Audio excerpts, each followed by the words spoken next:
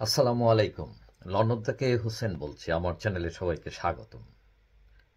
আপনারা জানেন, লন্ডনকে বলা হয় তৃতীয় বাংলা। ঢাকা, কলকাতার পর লন্ডনে সবচেয়ে বেশি বাংলাভাষী মানুষ বসবাস করেন।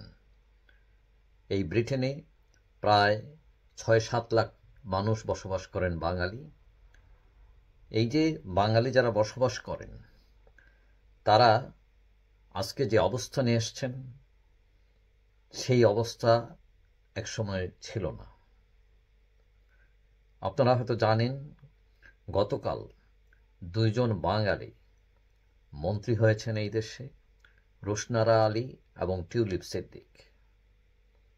কিন্তু আমরা যদি পিছনের দিকে ফিরে তাকাই, তাহলে আমাদের কি সেই গল্প যে আমরা আজকে এখানে আসতে আমাদের এতদিন লাগলো?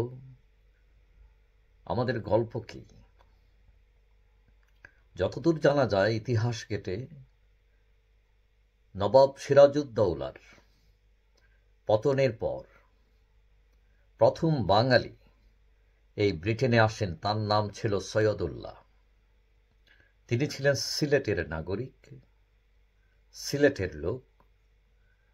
তো তখন এক ইংরেজ, তিনি ছিলেন সুপারিনটেন্ডেন্ট, তিনি সিলেটে চাকরি করতেন, তিনি তাকে নিয়ে আসেন। এবং ওই ভদ্রলোক, তিনি স্কটল্যান্ডে বাস করতেন। তো সৈয়দুল্লাহ এসে ওই স্কটল্যান্ডে প্রথম ওঠেন। পরবর্তীতে দ্বিতীয় বিশ্বযুদ্ধের পর ব্রিটেন খুব যুদ্ধবিধ্বস্ত একটি দেশ হয়ে যায়। তখন তার লোকবলের প্রয়োজন ছিল।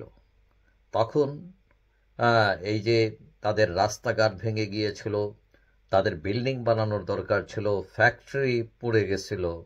তো এইগুলো সব কিছু পুনর্গঠনের জন্য তাদের লোকবলের দরকার ছিল। তখন ইস্ট ইন্ডিয়া কোম্পানিতে কিছু কিছু লোক কাজ করতেন জাহাজে। তখন ওই জাহাজে চড়ে মানুষ তখন এই ব্রিটেনে আসতে শুরু করেন। তখন আসতে ভিসা লাগতো না, ভাউচার নিয়ে তারা ব্রিটেনে আসতেন। এবং অনেকটা তারা কাজ করে চলে যাওয়ার নিমিত্তেই তারা এইসব দেশে আসতেন। তাদের পরিবার থাকতো বাংলাদেশে, এবং তারা কিছু টাকা পয়সা জমিয়ে তারপর আবার চলে যেতেন। অর্থাৎ তাদের এই থাকাটা ছিল স্বল্পকালীন। কিন্তু তখন ব্রিটেনের অবস্থা খুবই খারাপ ছিল, বর্ণবাদ ছিল, খুবই ঠান্ডা বরফে জমে থাকতো শহরের রাস্তাগুলো। মানুষ এত সিভিলাইজড ছিল না তখন। ভাষার দুর্বোধ্যতা ছিল, কারণ যারা এদেশে এসেছিলেন তাদের অনেকেই লেখাপড়া জানতেন না।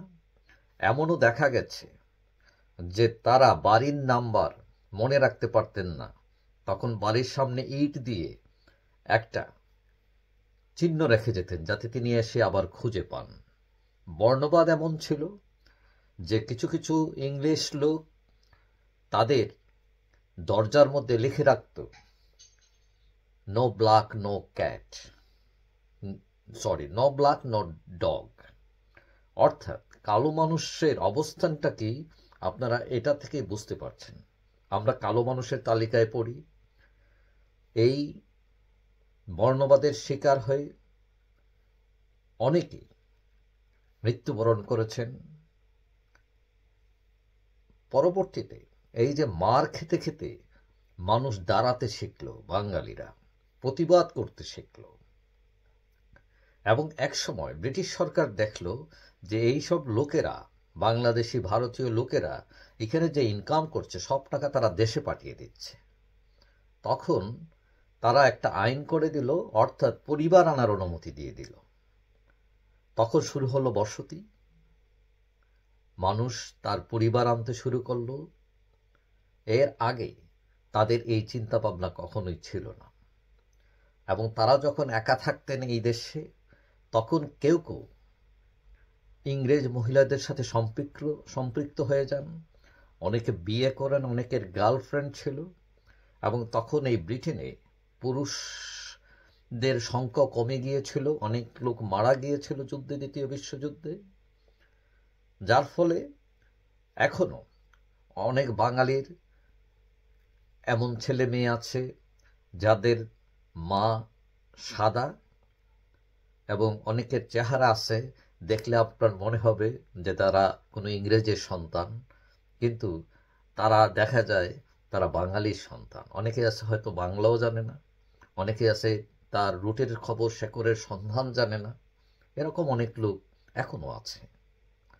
যাই হোক, তখন যুদ্ধ করতে করতে মানুষ উঠে দাঁড়ানো শিখল, মার খেতে খেতে ইউনাইটেড হয়ে তখন তারা প্রতিরোধ করতেন বর্ণবাদীদের, এবং বিভিন্ন মিছিল মিটিং এগুলো তখন শুরু হলো।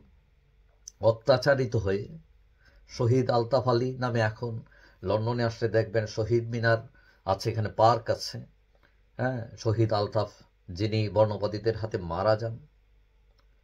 তারপর এখানে প্রথম এসে মানুষ এমন একটা প্রবলেমে পড়লো যে এখানে থাকার জায়গা নাই, এবং এই যে কালো মানুষদেরকে কেউ ভাড়া দিতে চায় না।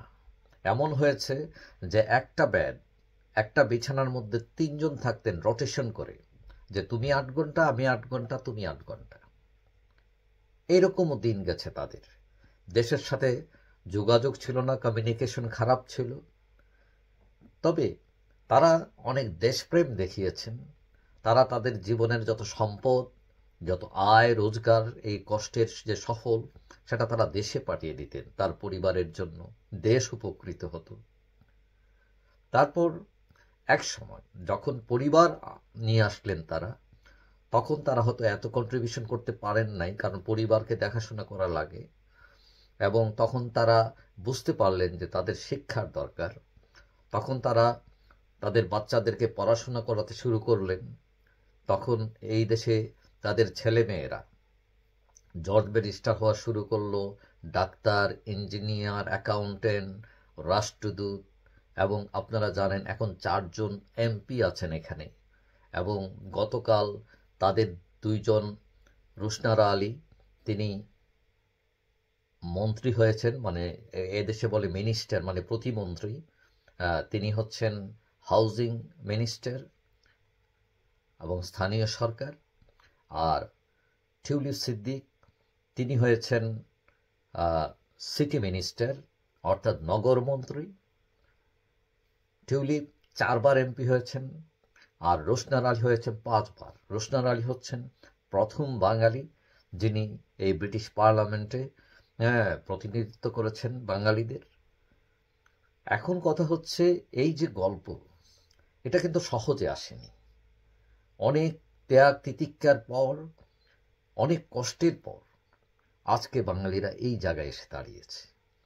বাঙালিদের সবচেয়ে বড় অবদান হচ্ছে মহান স্বাধীনতা যুদ্ধে আমাদের যে 11টা সেক্টর ছিল, লন্ডনকে বলা হতো 12 নম্বর সেক্টর।